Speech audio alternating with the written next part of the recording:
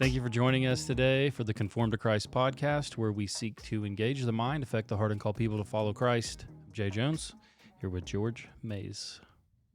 And it's Text Driven Tuesday.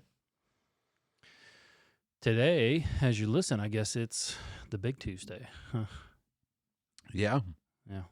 But it's Monday for us, so we're not there yet. We're not there yet. Yeah. Text Driven Tuesday, we're continuing with Genesis, and you're dealing with the whole first chapter this time. Whole thing. Yep. Well, the whole thing, but we'll go back and we'll look at the creation of man Okay. in more detail Next week? next week. Yeah. All right. Well, so we'll jump back in a little bit. Okay. Where to begin? I don't know. It's a Monday afternoon. It's not a Monday morning because been going through a bunch of storms. Again, yeah. Yeah. Storms again. So we delayed. Well, yesterday you started out with listing several things that cause a lot of division in the church. Yeah. So you started with Calvinism versus Arminianism. What Mhm. else did you do? Cessationism versus continuationism. Uh-huh. Eschatology. Different Yeah. eschatological positions. Yeah. Throughout the fact that there's my former church split about a year ago over whether it was okay to celebrate Christmas or not. Wild. Yeah, right. Wow. Yeah, I wasn't making that up. They actually did split over Christmas. Man. That's wild. You know, if you're on the same side as the Grinch, you're probably on the wrong side. What if you go hard on Christmas, but you celebrate Christmas like the rest of the year all the time? Yeah, What then? I don't know. Sad. Lots of things that churches split over. Yeah. I mean, we're talking. I mean, I threw out big things, but churches split over little things all the time.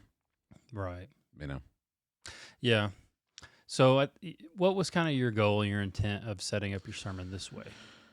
Well, and I worked on this intro for at least 2 weeks. I mean, as I was working on the other sermons, I was like, this one's coming up. I know that people have, or at least potentially have, different views on the age of the earth and how to read the creation account. And there's Christians have debated this for the last 200 years, something like that.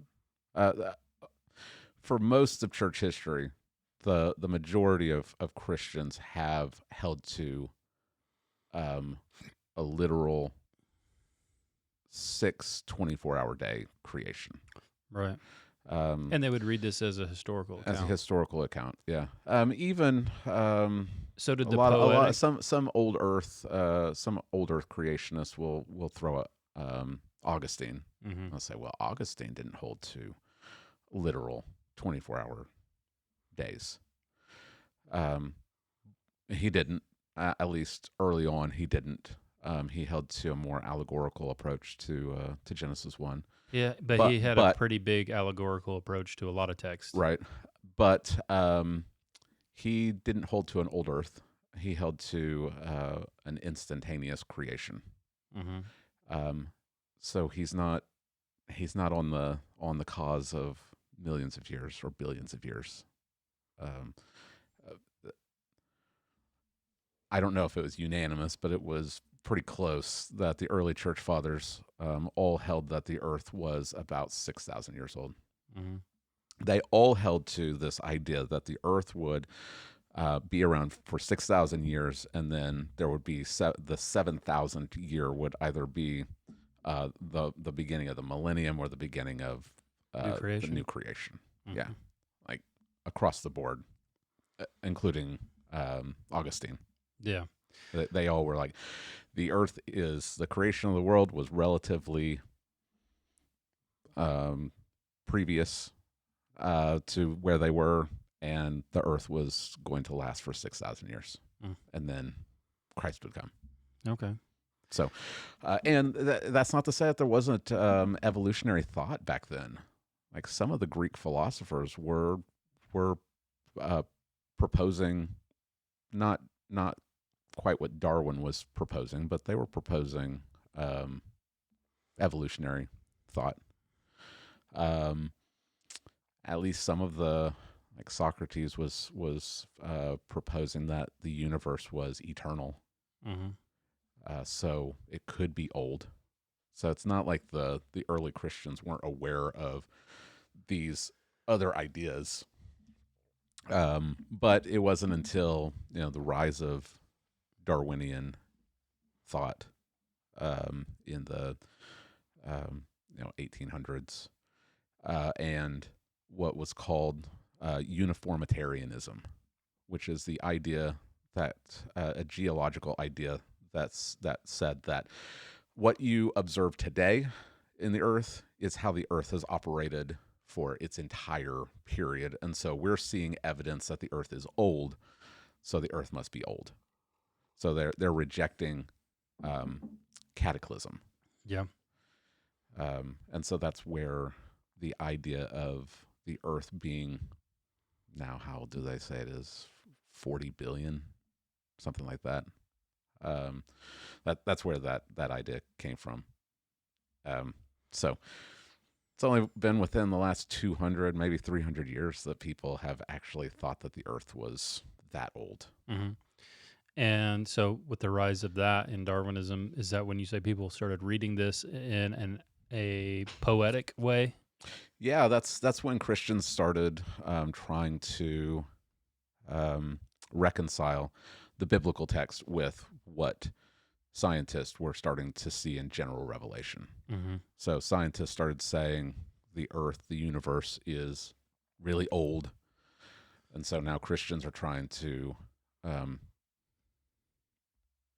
put their reading of scripture together. Mm-hmm. And so you'd have gap theory, mm-hmm. Which was, I don't know who came up with it, but I know that Scofield in the original Scofield reference Bible, there's a footnote. So there's in this understanding, there's a gap between Genesis 1:1 and Genesis 1:2. And somewhere in there they would say that that's the fall of Satan and his angels. And so that would account for how old the earth is, or how old the universe is, because there was this indefinite period of time in between those two verses.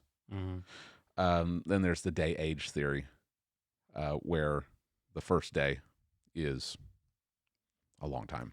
Right. And the day-age really kind of is reasoning from the idea that there was no sun yet. Mm-hmm. Right. And so this time period did not have to be 24 hours. Mm-hmm. Yeah. And then there's the literary structure theory, and that's saying this is poetic. It's filled with symbolism. You see very clear structure in the passage. So you see days 1 through 3, God's creating like location, and then days 4 through 6, He's filling those locations with stuff. Mm-hmm. And so they look at it and they see this structure, and they say that Moses is not trying to give a historical account of creation. He's trying to communicate it in a poetic way. Mm-hmm. And so we can't say exactly how old the earth is from Genesis 1. We'd have to look at general revelation, and it's almost Augustine's allegorical approach, but not quite. And then there's young earth creationists who would look at this and say these are 6 24-hour regular days. Mm-hmm. And I know that Christians have debated this over the years. People like the Princetonian theologians, Warfield, Hodges, they would they would at least accept kind of an older earth. Spurgeon said that there was no problem with the earth being old. I don't know what he would think about like 40 billion years, but people like Wayne Grudem, he's old Earth. Norman Geisler, old Earth.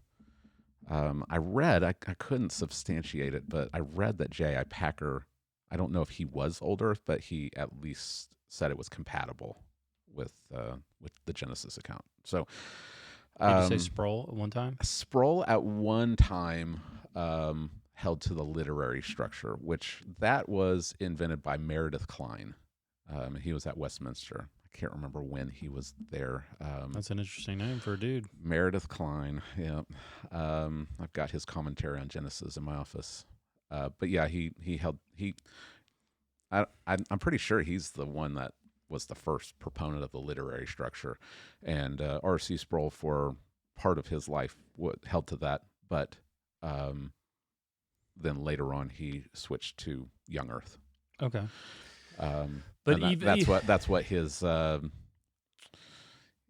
think his what is it? Everyone's a theologian. Is that his systematic theology? Like his layman's little intro. I think he's young Earth in that. Yeah, so I know that there's Christians on both sides of the debate, and it would be easy for us to make it a salvific issue and anathematize the other side. Say if you don't hold to literal 24 hours, then you're outside the faith. What would you say would be the one thing that would place you outside the faith? A historical Adam. Right. I think that is the key doctrine that we whether you're old Earth or young Earth, you have to hold to this. You have to say there is a real historical Adam. He can't just be a literary figure. He can't just be an allegory for just all of mankind. He has to be a real figure.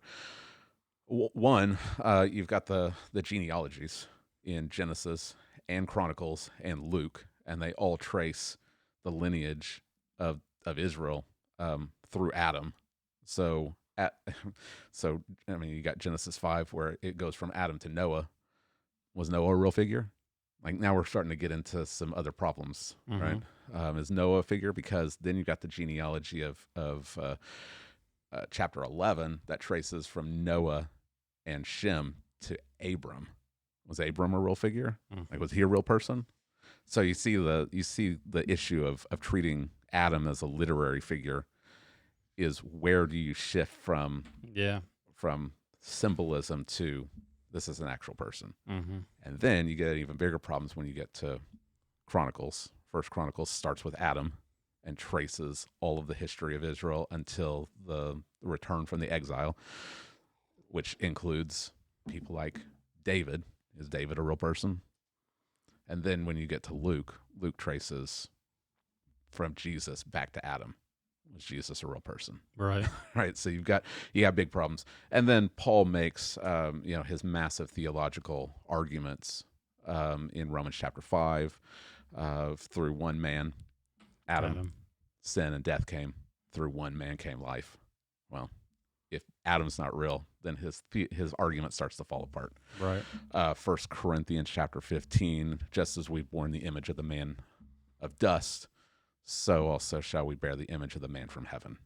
Well, then you have to, I mean, the whole doctrine of original sin and also reconciliation through Christ, imputed guilt, imputed righteousness, the resurrection, it all is based on Adam. And so if you don't have Adam, you got big problems. Big problems. So all of the other issues, really, we can debate them, but if you reject a historical Adam, then I would say you're outside the faith. Yeah. So you really spent a lot of time thinking about this and how to present it, because it seemed like you didn't want to come across as like snarky, because you're going to preach this section from a literal standpoint. Yeah, I told everyone I'm going to be completely transparent with you. I'm young Earth.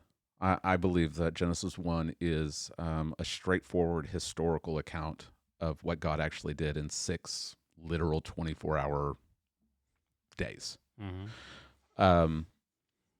And I disagree with the old Earth position. However, I didn't want to come across as, I don't think that you're a Christian if you don't hold to the same position as me. I think that you're gonna have to deal with some issues that I think that the literal, just straightforward reading isn't going to have to deal with it. Like there's still some questions that I have coming to the text from just a historical angle, but I think that the problems you have to deal with as an old Earth creationist are more difficult. But that doesn't mean that you're outside the faith. I don't think that we're saved by our how we age the earth. Yeah. Right. So I didn't want to come across as snarky. I didn't want to alienate people in our church that I don't know. Like I'm not going to go on a witch hunt and start interviewing people and interrogating them. Are you old Earth or young Earth? Like because I don't think it's that I don't think, we talked about theological triage, and I don't think that it's a first tier issue. I think the real historical Adam is a first tier, but I'd put the age of the earth probably second tier. Yeah. I think it's important enough maybe to be second tier. Maybe, I don't know. What do you think? Like where would you put it? That debate. Probably lower, but I think there are some dangers in. Yeah. Like, I think it kind of reveals a hermeneutical problem that if you kind of hold to this older view, at least from the people I've talked to, then you're letting other things influence you more than the scriptures. Yeah. So you're letting the predominant scientific view and understanding of the universe influence how you come to the scriptures to begin with. That can lead to other problems. Right. Because if you'll do that, will you let the culture influence you on how you go about Christian ethics, views on sanctity of human life and warfare and other things? There's a whole host of things that could come into play. Yeah. So. Yeah. I would agree with you. And I was trying to come at this because it's really easy for us to jump off into like scientific stuff and apologetics and all of that is good, and it's worth our time talking about it, debating it, and studying it. But I really wanted to come at it from a hermeneutical approach, like hermeneutically, as we are interpreting the text. The question is not how could God have done it. Could God have created instantaneously, like Augustine said? Yes. Could God have created in millions or even billions of years over a long process? Yes. The question is not what could God have done, but what does the text say? What does the text say God did? And that's where I wanted to come at it. And that's so starting with Genesis 1, the problem is a lot of liberal theologians and even in the Southern Baptist Convention in the 70s, the Broadman commentary series put out the Genesis commentary from a professor at Southern Seminary, where he's arguing that Genesis 1 through 11 is more mythology. It's not to be read as historical. And if you look at Genesis 1 through 11, you've got creation, you've got Adam and Eve in the garden, you've got the fall, Cain and Abel, Noah and the ark, Tower of Babel, dispersion of the nations. All of that is in chapters 1 through 11. That's a lot of stuff. And he was saying in this commentary series that you don't have to read these as historical. And that set off that's where the conservative resurgence of the 80s came in, because people started realizing, whoa, our seminaries have gone liberal. Right. And they worked to bring them back to a conservative approach, but really the issue is hermeneutics. Where do you flip from this is literary or symbolic or myth or a fable? Where do you flip to this is real? Mm. And I started making a list of all the things in the New Testament that they affirm. And if you start with Genesis 1 being a myth, it's just really weird. It's just like you have to jump through hoops to try to make the hermeneutic fit. Yeah. And that's where I was approaching it. So if you're listening and you're old Earth, like I don't think you're outside the faith. I just think that you have to answer some real questions. Like you can't ignore these questions. How are you interpreting the Bible? We have to ask the questions too. How are we interpreting the Bible? Are we interpreting it using a sound hermeneutic? Mm-hmm. That's really what the question is. Right. And people can be inconsistent. We've talked about Calvinism before, and we're convinced from hermeneutics that the doctrine of election is really clear. Well, there's other Christians that disagree. Mm. But how do they pray? Right. They have to pray like Calvinists. Mm-hmm. Like I think we can have those.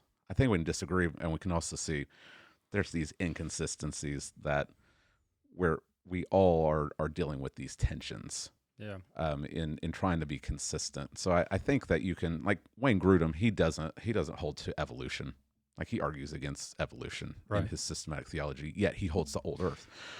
And he holds to a historical Adam. How do those two things exist together? I don't know. It's to me, at least, it seems inconsistent. Mm-hmm. You have some problems, namely death before the fall. Yeah. But can I live with those inconsistencies? Yes, I can live with those inconsistencies because I probably have inconsistencies in my own theology and practice. You're right. Right. Yeah. I mean, at the very base level, like you must have a literal Adam. Mm-hmm. Like if you're going to be a Christian, you ought to follow Christ. Christ affirms a literal Adam. He's called the last Adam. Yeah. And is he real or is he just a literary structure? Yeah. Right. But he says in the beginning, right. He made them male and female. Mm-hmm. He's affirming Adam and Eve, Mm-hmm. literal. So you have to affirm that if you're going to follow Christ. Yeah. Without question. But if someone is kind of like, I have these things kind of worked out, George, what is I can think of one. I'm wondering if you can think of if you could tell them hey, here's an easy way for you to affirm young Earth. Can you think of any?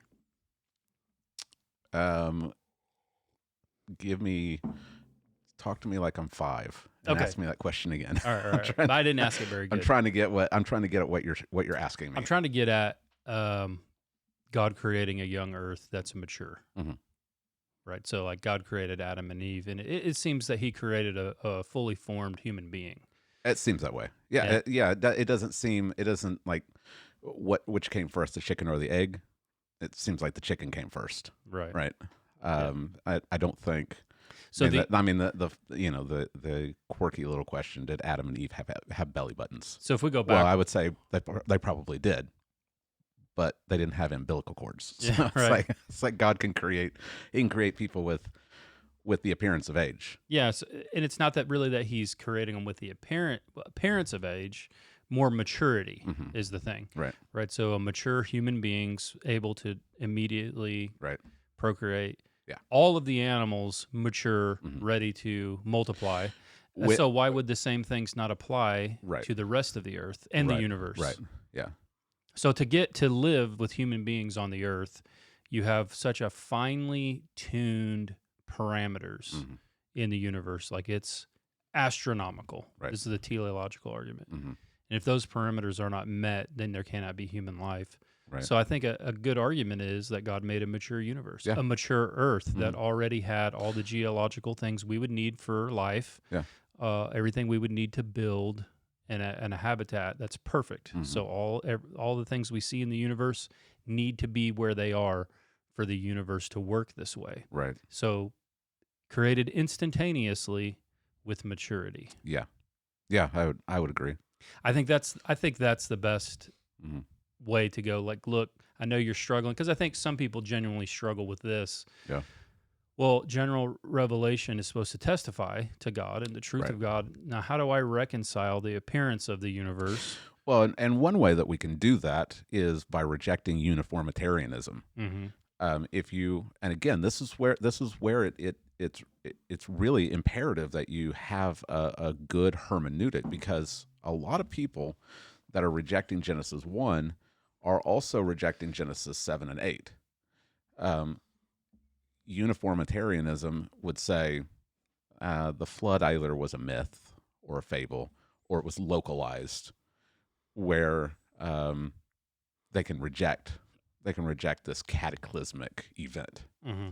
Well, if you just read Genesis 6, 7, 8, there was a worldwide flood. It didn't just rain from the top to the earth. It talks about the waters of the great deep coming up. Like this is where I would say that like Pangea broke apart. Right. Like this is where the continents divided, yeah.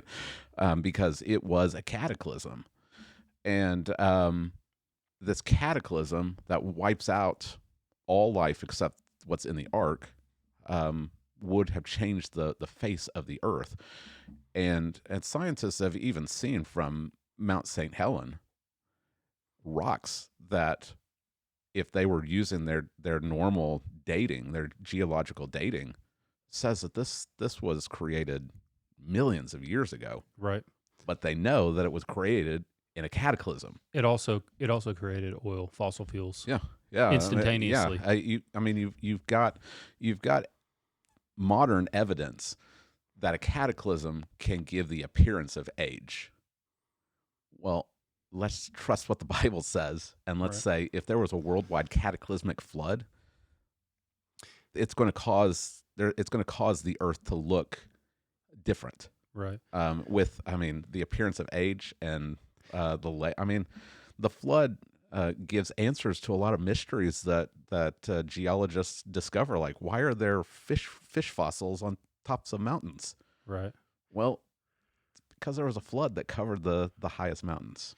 Yeah. And in the past couple of years, it's only been, I think, 2, they discovered there's more water inside the earth than outside of it, enough to cover every mountain on earth. That's a recent discovery. Yeah. The problem I see is, and we've talked about it, there are movements within the scientific community, not just among Christians, but among just secular scientists, that are questioning a lot of these assumptions that are just being taught in public school. Is this is just fact, like everyone knows this is science, trust the science, it never changes. But there's pushes within the scientific community to that question the age of the earth. We've talked about this idea of a white hole, and that earth could be the nexus of creation.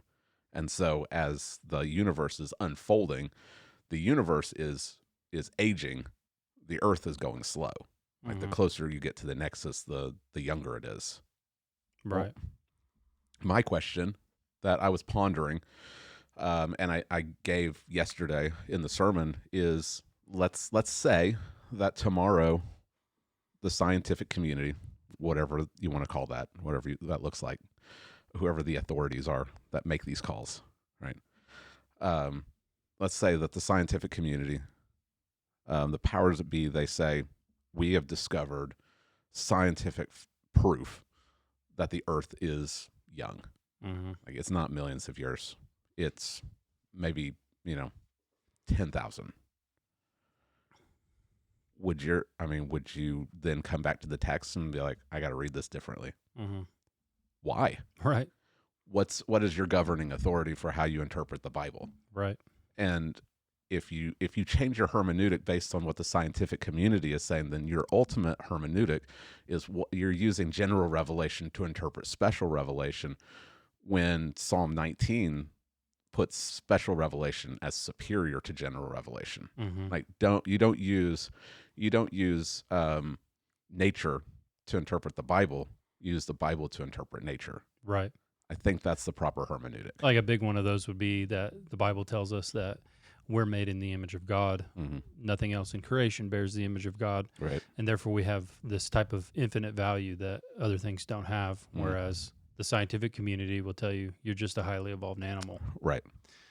So there's contradictions, and we want to go with what the Bible says. Right. Yeah.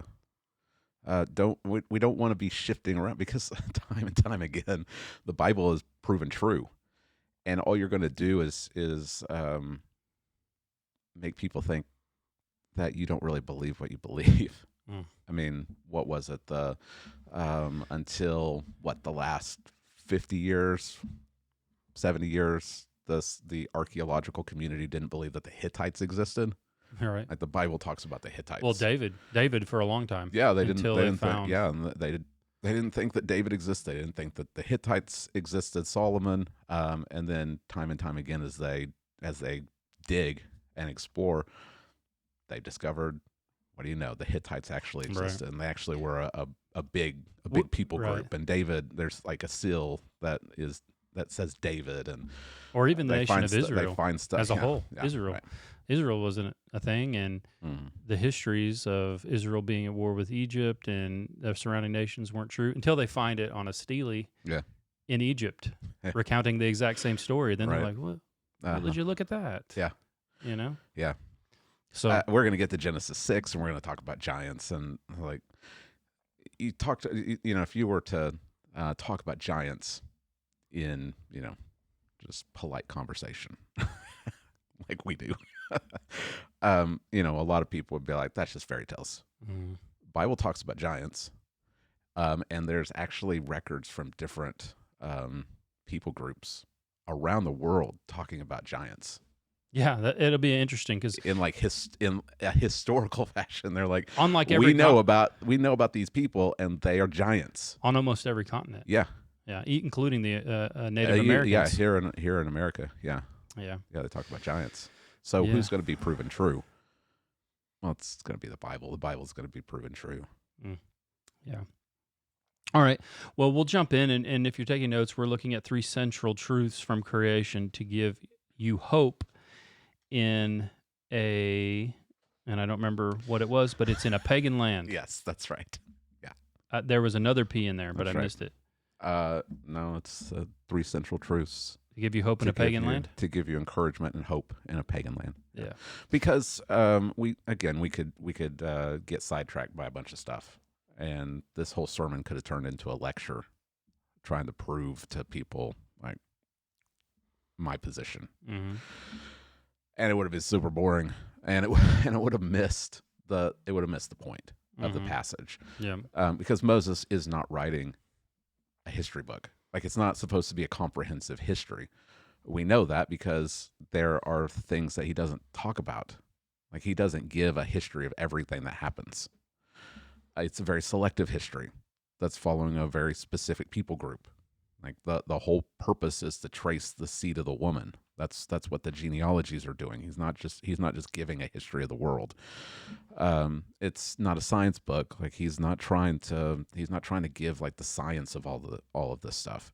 He's writing a theology book. He's writing to the Israelites coming out of Egypt, going to the Promised Land. They are surrounded by polytheism. They're obviously affected by it. And they start worshiping a golden calf as soon as Moses is out of their sight for a month. How are they supposed to think about God?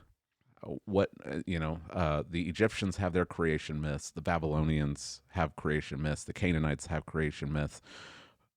Who's right? Like, what's the truth? And so Moses is writing not. Yes, it's a historical book. It treats historical events. Yes, you can do science. Like, you can understand science based on what the scriptures are teaching, but the primary purpose of Genesis is to be a theology book and to teach Israel how they're supposed to think and believe about God so that they can live a right way. And that's what I wanted to get at. That's the heart of what I wanted to do in the sermon was, let's put our differences aside and let's say, here's the things that we can all say, this is what we can get out of this text. And that's why said it's three central truths. Like these are the centerpieces that we can all agree. This is what we need to come away with, and it's meant for us to live a certain way, because that's why Moses is writing this. He's not just writing it so it'll be, a bestseller in the bookstore. Right. Like he's writing it to Israel specifically, at a specific time for a specific purpose. Right. Okay. So hopefully it helps us, because we're living in a pagan land too. For sure. Yeah. And surrounded by different creation myths, Mm-hmm. which I would say that the Darwinian theory is a creation myth. Right. It's just the creation myth from the West. With illogical beginnings. Yeah.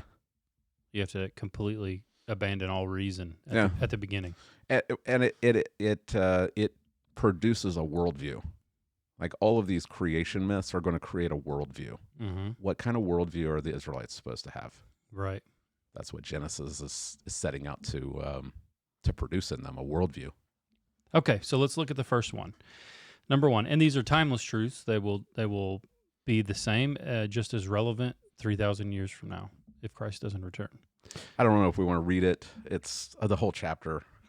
It's read Genesis chapter. Yeah, 1. hit pause and read the whole chapter. The whole chapter. Yeah. So number one, the first truth from creation to give you hope in a pagan land is, number one, God is the sovereign Lord of the universe. Obviously, George. Obviously. Or maybe not for some. Right? But he who makes a thing is really sovereign over that which, which he makes. Right. It's really that easy. Yeah. He we see it at the very beginning. In the beginning, God created the heavens and the earth, and that we talked about this the last 2 weeks about God creating everything. But this Hebrew word that's translated as created, it's only ever used of God. There's other words that are used when man is making something, right? But God's the only one who can create. It's the idea of creating out of nothing. Like we can make stuff out of pre-existing material, but only God can create stuff when there's not anything. And we are makers. Right. We're builders. Mm-hmm. We're artistic. Yeah, we're imaging him. Yeah. We'll talk about that next week. But we're imaging from stuff that he's made. He spoke all of matter into existence, and we can take that existing matter and we can make stuff. And the Hebrew catches that nuance. Yeah, right. Between the two. And I use my kids as an example. Like all of my kids like to make stuff, but they have to use pre-existing material. Mm-hmm. They can't just speak something into existence. Right. And it's the same for everyone. Right. Like we can make some amazing things with chemistry and all of our advances in engineering, but we're just assembling. Mm-hmm. We're just like assembling the most complicated like erector set ever. Yeah. It's just Minecraft, Jay. Yeah. It really is. It really is. The universe is Minecraft. But who's the programmer? Who made Minecraft? Right. Yeah, that's the question. Yeah. So God creates the world. And you listed 1, 2, 3, 4, 5, 6, 7. Yes, yep. 7 ways that we can see his lordship over creation. So maybe we'd rattle those off. Yeah. Again, this was a little different because we're not just going verse by verse through the text. We're looking at the whole text and just trying to glean stuff from the whole. Every commentary I looked said the expositor needs to be really careful not to get bogged down in the details, because there's a lot of details here. Mm-hmm. And I was talking to one of our members yesterday. Like, you have to think about the genre when you're putting a text, a sermon together. Like you can't preach Genesis 1 like you'd preach Paul in Romans. Mm-hmm. It's not written that way. It's a story. Mm-hmm. Like this is a story. It's not a logical treatise. Mm-hmm. Right. So we're looking at the whole thing and gleaning things, and I did it in a chronological order. So the first thing that we see is that he separates or he divides. And so we see it in verse 4. He separates the light from the darkness. Right? He takes them apart. He distinguishes between them. He separates the earth is just this watery blob, and he separates the waters from the waters, and he creates the sky, atmosphere. So what's going on is in days 1, 2, and 3, the earth is described as formless and void. So it's without form and it's empty. Days 1, 2, and 3, he's forming it. Days 4, 5, and 6, he's filling it. So it follows that structure. So he's forming the earth out of this water, and he's separating the waters. He's preparing it for life. He's giving air. Then he divides the waters from the dry land, and he causes the earth to sprout. Right. So he's separating. He's dividing. Again, these are divine actions. These are not accidental things. The second thing is he names them. Like he calls the light day, the darkness night. He calls the expanse above sky or heaven. He calls the dry ground earth. He calls the gathered waters the sea. He names them, and we don't want to just like skip over that. He has the authority to name stuff because he created it. Like he's the king, and so he has the authority to name something. And he names the first people. Yeah, and that also shows Adam's authority over the animals, because he brings the animals to Adam so that he can name them, right? So Adam, his first act of taking dominion over the earth is naming the animals. He names his wife also, but we'll get to that when we get there. And then they'll name their children. I like that illustration you brought out. Yeah, that wasn't even in my notes, Jay. That was a good one. Something I was like, we've been talking about it. Yeah. We were talking about when the kids were born, and talking about Phineas, and we name him Phineas, and my parents and Julia's parents are out in the waiting room, and I text them, his name is Phineas, and I get a text back. Are you serious? Like, that's gotta be a joke, right? Yeah. That was a good one. I really like that story. I have the authority to, and I'm sure, but George, I'm sure other people have felt that when they're naming their kids, they'll have some grandmother or something. I'm like, I don't like. I liked that story a lot, George. But you're not a very good modern preacher, because if you were, you would have milked that story for about 25 minutes. Yeah, and then you would have maybe done 5 to 10. Exposition, and that would have been the end of the sermon. Yeah, just the whole sermon is about how I named my third born. Yeah, but you did it in like 30 seconds. So, yeah. Sorry if it wasn't entertaining enough for everybody. I can tell the story in more detail if you want me to, and include your grandma in the story too. But that other people have experienced the same thing of people not liking the name that they've given for their kid. This is why we never told anyone what we were going to name our kids until after they were born. Yeah. Like, it's already a done deal. Sorry. But everyone likes Phineas's name. Come on, that's a cool name. Yeah. It's a cool name. But I can name my son, and they have to put it on the birth certificate because I'm his dad and I have the authority to name him. Right? It'll be even cooler if he goes to the Olympics for javelin. That's right. Get him in track, George. Yeah. So God names everything, right? Third, he causes the earth to bear fruit. Again, this isn't time and chance. It's not random. I mean, we're talking about a ball of dirt and water, and all of a sudden, green things start to sprout. Where did that come from? Like, which direction would that even have started? Like, which came first, the roots or the sprout? Like, is it a bean? Like, is there seeds? Like, where'd the seeds come from? I don't even. You're more well read on this stuff than I am. What do evolutionists say about plants? Like, where do the plants even come from? How do you even put a seed how does a seed even evolve? I mean, big problems. You got big problems. Yeah. And are we related to plants? Right. Yeah. Because we all have a common ancestor that's probably like a bacteria. Yeah, where everything is related to some first bacteria, Mm-hmm. which became all living things. Yeah, I don't know where the first plants would have come from, but that's the point, right? Right. They come because God creates them, like out of non-life, He creates life, and so there's all the seed-bearing trees and plants and fruit and grass. Fourth, He places the lights in the sky. He's already created light. There's already light and darkness. The earth is already rotating on a 24-hour basis, but now he puts the sun and the moon and the stars where they go. Right. And I didn't bring it out because too many details, but I mean the sun is exactly where it needs to be. The moon is exactly where it needs to be. The stars are not randomly thrown out there. Like they're exactly where they're supposed to be, so that because they're supposed to govern the days and the seasons and the years. Mm-hmm.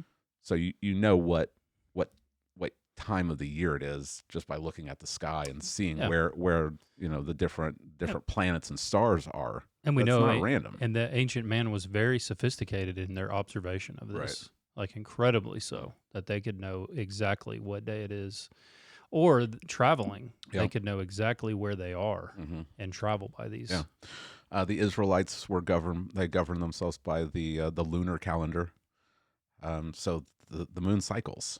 Well, all of this is put exactly where it needs to be for it all to happen. And it just can't be random. I mean, the odds of all of this being put exactly where it needs to be, astronomical. Yeah, go look it up. Go look it up for yourself. Astronomical. Yeah. But God does it, and He establishes them for a purpose. 5, He creates living creatures. The living creatures of the air and the water and then the dry ground are distinguished from the plants. So we tend to think of living things as animals and plants, but they're distinguished in the Bible. The plants are not the same thing as the animals. I don't know if that's an evolution. I don't know if that's a Darwinian thing that causes us to do that, but that's not the way that the Bible classifies living things. The animals that have breath. That's what he's talking about on days 5 and 6. But again, where do they come from? Non-life can't create life. You can't get it. I was just listening to an interview, and I sent it to you with these scientists and mathematicians talking that the odds of like proteins being strung together to actually create different species is so astronomical. It's like 1 over 10 to the 77th power or something like that. Like it's not even I don't even know if there's a word for that number. Yeah. it's so big. Talking about evolution, they were saying that the problem with like Darwinian evolution is that the mutation has to occur early enough to actually have a difference, but most of those mutations are fatal. Like they've observed this. Like you can't do it too late, or the animal's already made. Like everything's already in place. If you put it it has to be early, but most of those aren't actually beneficial. They're actually fatal to the animal. And they were talking about the problem is there's not enough time for all of these evolutionary processes to have occurred. Even with their deep time. Even with their deep time, with billions and billions of years, it's not enough time. There's that, like even atheistic scientists are saying there's not enough time. Yeah. And yet there are Christians that still buy into it. I don't know why. Like you don't have to buy into it. But God is the one who's creating life out of nothing. Like he's creating life because He's the Lord of life. He's able to create. 6, He blesses. And He's able to do this because He's the Lord. He's the sovereign Lord. This blessing it's not just an offhanded, bless you. Like it actually ensures that His creatures prosper that they actually are able to reproduce and live happy, fruitful lives on the earth. And only he can do that. And then finally he gives. And he gives food to the animals. He gives the earth to mankind. Like, you can have dominion over the animals. Well, who are you to give the animals to people, right? Well, it's because God is the king and he can give the earth to whoever he wants to. So those 7 things, all just piled up from chapter 1, just demonstrate that he is the sovereign Lord of creation. Mm-hmm. And this would have been very important for Israel because God has, he's named them. I think back to Jacob wrestling the angel, and the angel of the Lord renames Jacob. He says, your name's Israel. Well, who are you to... here's the sovereign Lord of creation. He's able to rename a person and give them the name of the entire nation. He's named them, he's redeemed them, he's bringing them out of Egypt, and he's taking them to the promised land. And there are people already living there, and they worship other gods. Is Israel going to be able to go in? Can Yahweh defeat these other gods? Well, yes, he can, because he is the one true God. And all the things that all these pagan people are worshiping, all the things they're holding in high regard, like the sun and the stars, the sea creatures, Yahweh made all of them. So he's actually able to give you the land, and in the land he's actually able to make you fruitful and multiply. Yeah. So it's a polemic against the pagan gods. Mm-hmm. And I was looking up all the creation myths of the Egyptians and the Canaanites and the Babylonians, and it's just a mess. Oh yeah, that's absolute mess. Mm-hmm. I mean, you got the Canaanites that believe that, was it the Canaanites or the Babylonians? I think it was the Babylonians. It was the Canaanites. They believe that their gods emerged from a cosmic egg. What's funny? That answers the chicken and the egg question. Well, what's funny, you said that. It's funny because if there's a cosmic egg, is there a cosmic chicken? They actually have a cosmic chicken. I can't remember the name of it, but yeah, they have a cosmic chicken that laid this egg, and out of the egg came the Canaanite gods. Just call it the cosmic chicken theory. Yeah, that's right. Wouldn't that cosmic chicken be the creator of everything and deserving of your worship? Yeah. But you read the myths, and I was reading the Enuma Elish. You've probably read the Enuma Elish, haven't you? Is that where the Babylonian? That's where the Babylonian god feasts on the cosmic chicken. I mean, you got the Enuma Elish, which is the Babylonian creation myth, and Marduk and Tiamat. Marduk rips Tiamat in two. The cosmic chicken. Yeah. Yeah. Forms the earth with half of her body, and half with the other half he creates the land. Yeah. The humanity is created from her blood. Yeah. What's funny, we haven't gotten to the flood yet, but the people are created almost accidentally, and the gods put them to work. Mm-hmm. Like, you're here to serve us, and we need you to do stuff. But then when they get too loud, Marduk gets annoyed, and he kills them all with a flood. It's just bizarre stuff. Mm-hmm. And it's the same. I mean, it's the same with the Egyptians and with the Canaanites. They've got Ra. He actually was. I mean, it doesn't even make sense. He was self-created out of the chaos, and then he creates all the other gods that are controlling everything. The Canaanites, they have their different gods that control different aspects. Baal and Ashtaroth are Baal's the main god, the male god. Ashtaroth is his wife or consort, and it's from their activities together that it rains and causes fertility. So everything that we find in Genesis chapter 1 is meant to be a polemic against all of these other gods of the nations. God is able to control all of this because he made all of it. Mm-hmm. These gods of the Canaanites, they can't stop the Israelites from conquering because they aren't real gods. Baal actually had to conquer the great sea monster, Leviathan. Mm-hmm. Well, God doesn't have to conquer Leviathan because he made Leviathan. Mm-hmm. He's the one that gives Leviathan food. So all of it is meant to encourage Israel to one, you don't have to be afraid of these people with their false gods. But second, don't be stupid and worship these false gods because they didn't actually do anything. They don't exist. You don't have to worship the Canaanite gods that came out of the cosmic egg. Like, worship Yahweh. He's the one true God. Mm-hmm. Right? And so it's you'd be stupid to worship these other gods, is what Genesis 1 is telling you. You don't have to worship the sun. You don't have to worship the stars. The stars are not controlling your destiny like astrology would teach us, because God's the one that put the stars in place.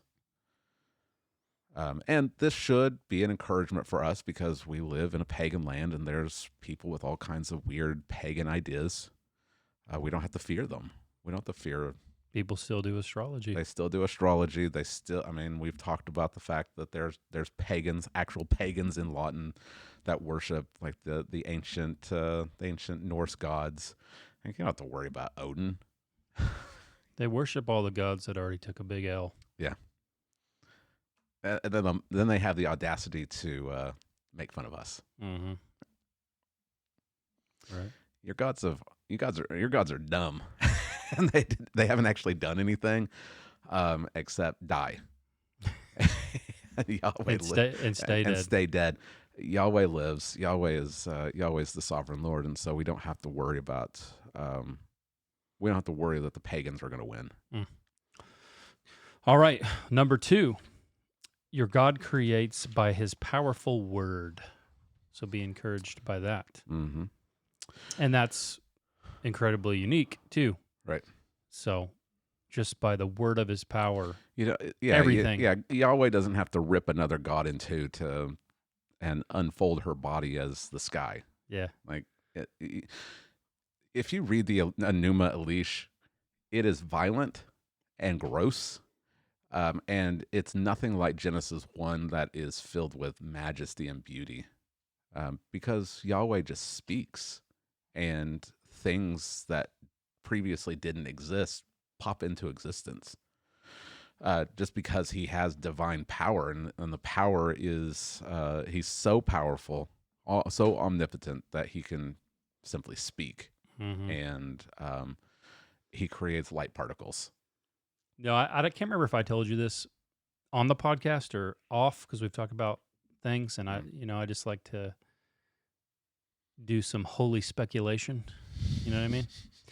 That Okay. When you look at all the... Is that what we're calling it now? Yeah, look at the leading theories of like the universe and the fabric of the universe. Yeah. Down on the smallest levels, Yeah. everything is in vibration. Mm-hmm. So how I look at that is God spoke, the universe is still vibrating. Mm. Well, that would line up with Hebrews 1:3. He upholds the universe by the word of his power. Yeah. Like, Christ is still sustaining the universe by his word. And if he stopped for a second, everything would probably just instantaneously vanish. Yeah. So I like to think of it like, what is the grid? What is the fabric they're still searching for? Uh-huh. And I read an article just this morning actually on it, like competing against like quantum physics and stuff. And because, they're trying to reconcile general relativity and quantum physics, and they can't do it. Like, so there seems to be a problem. Like, one of them's got to be scrapped, but general revelation works too good in the real world. Yeah. Or, general relativity works too good in the real world. But anyways, there's this new theory, and we'll go to great detail on it, but it's about the fabric of everything, right? Yeah. What's under everything. And it really seems to be that there's just vibrational energy behind everything. Interesting. So again, it's like it's the echo of God speaking Right. is upholding the simulation. If you want to call this a simulation and use the language they're using today, Yeah. it's what makes things real. Right. It's what gives rise to reality. Mm. It's pretty mind-blowing. Yeah. What is, at least the first time I heard it, what was mind-blowing to me hermeneutically is that "and God said" is found 10 times in Genesis chapter 1. And he said. The Hebrew verb is 10 times. Mm. Well, we have to remember that Genesis is not in a vacuum. Moses is writing it to Israel, coming out of Egypt, going to the Promised Land. They also have just received 10 words. Yeah. We translate it 10 commandments, but the Hebrew literally says 10 words. God gave to Israel 10 words. And so just as the universe is upheld, it's created and upheld by 10 words, Israel as a nation, her existence also hinges on 10 words. Mm-hmm. Yeah. And so it's imperative that they follow those 10 words. Man, you have this stark contrast throughout the rest of the Old Testament, that in Genesis chapter 1, God speaks and things that don't exist come into existence. Like there's no arguing, there's no begging them. They just obey. Mm. And then you contrast that with just the entire history of Israel. Yeah. That Israel has received God's word in an even greater way. And how many times do they just disobey? Yeah. And they start worshiping other gods? Like, what does that say about us when the heavens and the earth will obey the voice of the sovereign king, and we don't? Mm. Yeah. It's not a good look. Not a good look. Not a good look for us. But the answer to that is God's word becoming flesh, right, and dwelling among us. Mm-hmm. Yep. Yeah, God has ultimately revealed his word in Christ, Mm-hmm. who is the word. Yeah. The word was with God, and the word was God. The word was in the beginning with God, and all things were created by him and by through him, through him, and for him. And for him, right? Yeah. And through his word, God accomplishes his purposes, both through his special revelation in Scripture, but also in Christ coming. And that's just it's meant to be an encouragement for us. Like it's really easy for us to get so frustrated with the way the world is going. It's frustrating to see. It's like we keep preaching and we keep evangelizing, and sometimes it just feels like nothing's happening. And I mean, I get it. I get the temptation of we got to find something else. We got to do other stuff. We need to have better. I mean, maybe not dancing with mummies like we saw last week, but we need better production. We need better music, and keep the sermon to 15 to 20 minutes. Keep it light. Make it more conversational. I get it. It can seem like we need something more, but that's where Genesis 1 comes in. God's word is powerful. How could we possibly come up with something better? Right. There's nothing that we could do that would even hold a candle next to God's word. And it's God's word that God has ordained as the means of fulfilling all of his purposes. Mm-hmm. And so that's an encouragement for us. We need to keep, as pastors, we need to keep preaching the word. As a church, we need to keep the word central. In our homes, with our children, with our spouses, when we're evangelizing, we don't need gimmicks. We just need the word. And I was encouraged yesterday by some visitors. first-time visitors to our church that said, we visited other churches, and we just wanted a church that read the Bible. They said they didn't want strobe lights. Yeah. And I'm encouraged. And they're young, by the way. They're young. Yeah, there's a rejection of that stuff in the young. I think there is. I think we're seeing that, and that's encouraging. It's encouraging to see that. That's not the first time that I've heard that. Mm-hmm. It's encouraging to hear from people, especially younger people. Like, we don't want all this extra gimmicky stuff. We just want the Bible. Yeah, we just want the Bible read and explained to us. Yeah. People are oversaturated with that stuff. Yeah. Every day of their life, all week, they're just saturated in strobe lights and entertainment and things. And so they're starting to crave the Bible. They're trying to, without any other gimmicks. Right. People don't like that we use that term gimmicks, but that's pretty much what it is. Right. It's like a form of bait. You're like trying to bait people in with other things other than just God's word. Mm-hmm. Yeah. And we just need to be encouraged and reminded that it's the word that God has used in the past. And it's the word that he's using today. And I gave that quote from Martin Luther. You know, the word did it all. Right. I went to the pub and drank beer and made fart jokes with Melanchthon. Yeah. And the word preached is going out. Yeah. And as it goes out, the whole nation and the continent and really the whole world has been shaped by the Reformation. Mm-hmm. And we can't improve on that. Right. Maybe we could tell less fart jokes, but other than that, we can't improve on preaching the word, teaching the word, encouraging people with the word, just digging into the word. Yeah. That's what we need. Yeah. Yeah. All right. So now the third reason to have hope in a pagan world is because God made all things good, and he will make them good again. Mm-hmm. Yep. 7 times we read, and God saw that it was good. Mm-hmm. The 7th time, God sees everything he's made, and behold, it's very good. So there's this escalation, and it culminates with the creation of mankind, which we'll see next Sunday. But 7 times this phrase, again, not accidental.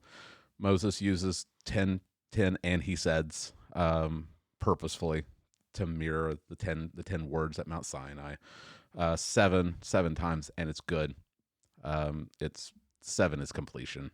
And so he sees, after he creates, he sees that the things that he makes are very good. Mm-hmm. And I kind of listed some things in which we can see how creation is very good, because I don't know, it's one of those things we just kind of ignore general revelation. And I think that's kind of at the heart of our sin, is that we don't see it as very good. Mm-hmm. But there's order. We've already talked about that. There's good order. There is purpose. Not random. It's not like God. The picture of God, the Spirit hovering over the waters, is almost like this deliberating. Like, kind of, I mean, this is a crude way of talking about it, but like kind of rubbing his hands and like where to begin first. Like he's doing it with purpose, with intention. And God separates the day from the night first. He divides if you were at the equator, the day would evenly split between 12 hours of day and 12 hours of night. Like, it's purpose. It's intentional. It's ordered. The dry ground comes before the vegetation, right? It's not like it's not like the plants grow first and then God divides the waters to reveal it. Like, there's this order to it. There's a there's a chronological movement to the whole thing. That the living creatures, they reproduce according to their kinds. right? It's not a mess, Mm-hmm. right? There's creativity. Like everything's not the same. There's diversity. Just as I was looking up how many of different species there are, I mean, it's just staggering. 200 billion trillion stars in the sky is what they estimate. I don't even know what that number looks like. I have no idea. And they're not the same. Like they look different. You can look in a telescope and you can see all different kinds of galaxies and planets and nebulae, and the sky is just filled with stuff. Animals. There's 25 to 35,000 different fish in the sea, and that's what they've discovered. Like they haven't even discovered everything in the ocean. 10,000 different kinds of birds, though birds aren't real. 12,000 different species of reptiles, 6,500 different species of mammal, and 900,000 different known species of insects. Almost 1 million different species of insects. And they estimate there's 5.5 million different species of bugs. Mm-hmm. It's a lot of bugs. Yeah. It's a lot of bugs. And they all look different. Seems like a good food source, George. Yeah. That's what the World Economic Forum would like you to believe, Jay. Oh, man. That's what George Soros wants you to believe, Jay. Yeah. Eat those crickets. They all taste different, Jay. They all taste different. Put hot sauce on that. It's not that bad. And then there's beauty. You look at the sky, look at the clouds. I mean, even with the storms, I mean, you look at the clouds, and you appreciate the power of it, but also the beauty of it. The seas. Julia and I just went on vacation. We could see like the ocean, looking out of the airplane window and just seeing the beauty of the ocean. The mountains. Yeah, the mountains are unreal, man. I mean, you look out at Mount Scott. It's beautiful. Mm-hmm. The sunsets. I mean, you've talked about the sunsets. Yeah. I mean, even though it's the dust that it's giving you breathing problems. You're like, it's still beautiful. There's nothing like an Iraqi sunset through burning oil, George. Let me just tell you. Am I right, Wayne? Only rivaled by Oklahoma dust. Yeah. Yeah. As you were talking about this, I was thinking about something. It almost seems like with the rise of industrialization and populations mainly moving into cities, that there's a correlation between this and a loss in belief in God. Right? You live in a city, you can't see the Milky Way galaxy. You can't look out on the stars and be like, whoa. Yeah. Like you have to go out like Colorado where there's no light pollution, or the middle of the desert. Yeah. And then you can see it. Like it'll just take your breath away. Yeah. People will live their whole life and never see that. They'll never be in the wilderness around creatures and flowers and listen to birds and see animals. No. It's like the more detached we get from the creation itself, the less people believe in the Creator. I mean, you're not the first person to see this. I mean, read The Lord of the Rings. I mean, that's one of J.R.R. Tolkien's big themes is the evil of industrialization. Like you got the hobbits, and where do the hobbits live? Yeah, they're simple folk. Yeah. They live in the Shire. They live, in like these valleys. There's like these hills and water and trees, and they like to garden. And who's the big bad? It's Sauron and it's Saruman. And Saruman is he's like the epitome of the industrialization. Like he cuts down all the forests to level it out and build up Isengard, and then you've got the Ents that come and like the trees revenge, right? Like it's all because he's living in this time of war. And he's talking. He's a World War I veteran, right? He is, yeah. Him and Yeah. C.S. Lewis both were Now in the trenches. This is all making so much sense to me now. Yeah, the Hobbits. He wrote the Hobbits as like the soldiers that he served with. Like they're just innocent men, and they're against the war machine. And you can read that. You can read All Quiet on the Western Front and the description of no man's land, and everything is just ravaged, and it's all because of the war machine of the industrialization of. And you got all these in Lord of the Rings. You've got all these machines and things that Saruman and the orcs are building, and they're using them to tear down and destroy the race of men, right? So it's all that Tolkien saw it.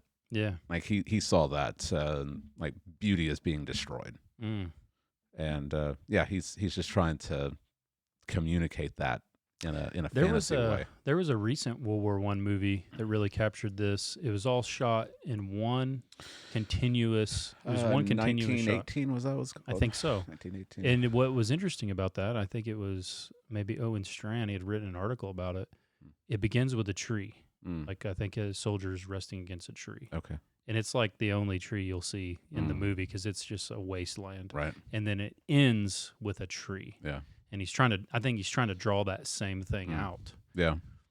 And it's interesting if you think about what we just talked about. We almost kind of just talked about the whole history of the world and the fall, right? And how God had made everything good. God makes everything good, and then we just completely mess it up. And this is kind of circling back to the intro. One of the questions that we have to ask when it comes to the old Earth, young Earth debate is: was there death before the fall? Was animal death part of God's very good creation?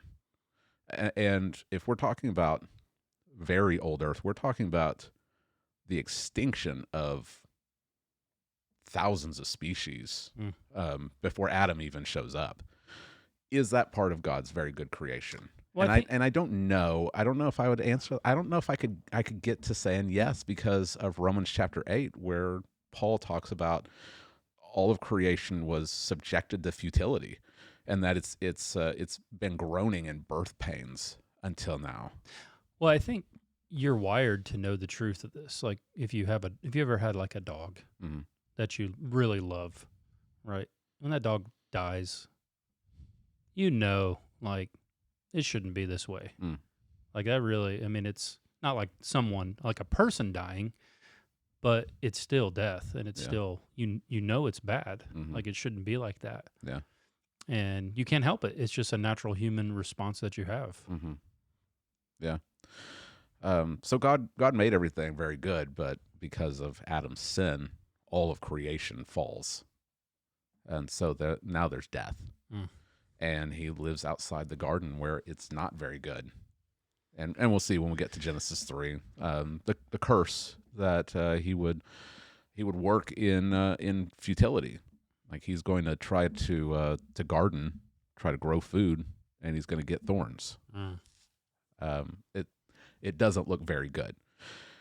That's because it's not quite as good as it was before.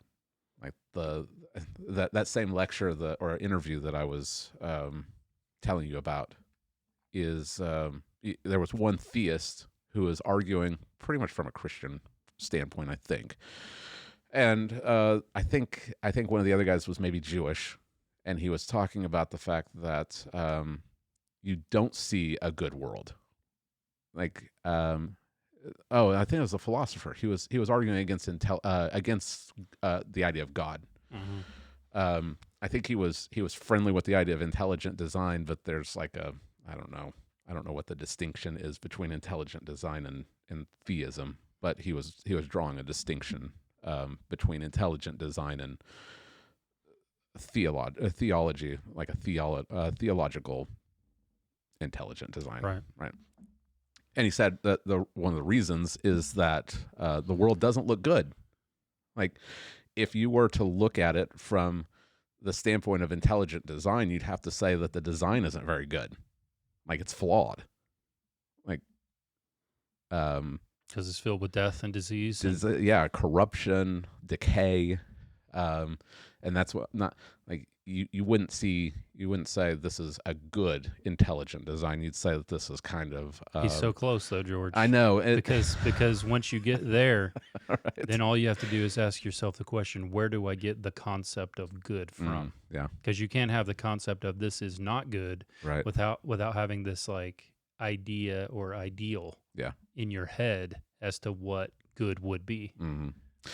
But again, this would be coming from a uniformitarianism perspective. Like, the world has always been this way. Instead, we would say there was a cataclysm. The cataclysm is Adam and Eve. They rebelled against God. And because they rebelled, the world that they're supposed to have dominion over, like, Adam is the king. And when the king falls, he's the representative of the entire world. When he falls, all of the world falls with him. And so there's corruption, there's ruin, there's death. And that's what we see. We see the world is not that good. Like, we still see glimmers of it because God made it very good. And so even Adam's sin can't completely eradicate the goodness of creation. We still see order, we still see purpose, we still see creativity, we still see beauty. It's still good. It's just not as good. It's tarnished by sin. We live in a land of shadows. And I would argue, but back from Ecclesiastes where I argued this, that the world being this way is a grace because it leaves you with frustration and the feeling of meaninglessness and futility. And every time you look to this world for meaning and purpose and ultimate fulfillment, you never find it. You just can't quite find it. And it's that way to make you look beyond it. Yeah. And God could have just been like, whatever, be happy in this dump of a world that you've made. And then we would never look beyond it. We would never try to reach beyond it. I don't know if I'll make anyone mad, but one of my frustrations with, maybe not all, but some post-millennialists, is that they talk about like improving the world. I just read something from a pretty famous post-millennialist from the Moscow area that was talking about with scientific progress, we actually the Genesis lifespans aren't out of reach. And I was just thinking, who would want to live 900 years in this world? But it seems like they want to build paradise on Earth, and they want to improve human life, health, prosperity, but sometimes it can be divorced from the gospel. And it kind of gets to your point. If you grow up in a world that is like some post-millennialists seem to talk about it, like it would be like a paradise. Well, you're born into this world, you might miss the gospel. You might live in a paradise for 800 years and then perish in hell because you've grown up not knowing that futility. You haven't known that kind of suffering. Why is it better to go into the house of mourning than the house of feasting? Yeah. That's what Solomon tells us. Right.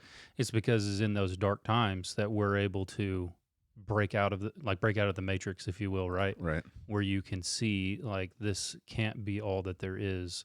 And that starts the search, hopefully, for meaning beyond this wasteland that is east of Eden. Yeah.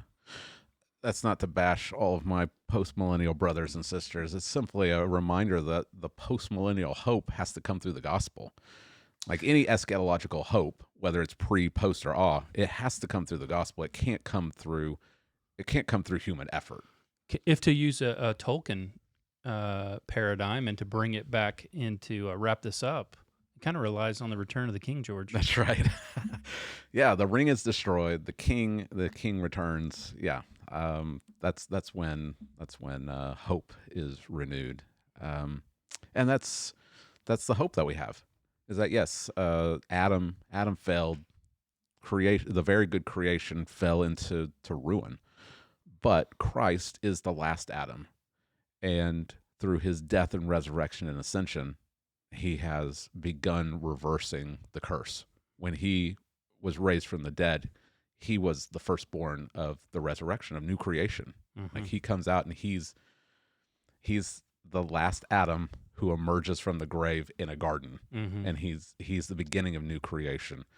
And by faith in him, we also become part of new creation. Right. And so God, through the gospel, through conversion, regeneration, we are now becoming a people of the new creation. We're becoming new creation people.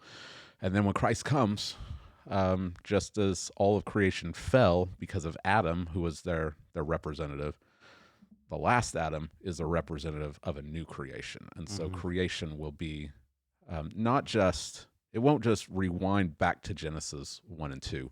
It's going to be glorified. Yeah. It's going to be an elevated eschatological garden. And that's the hope that we have. So even though we're living in a world that's not quite as good as it was, we still have that hope that in Christ, new creation is coming.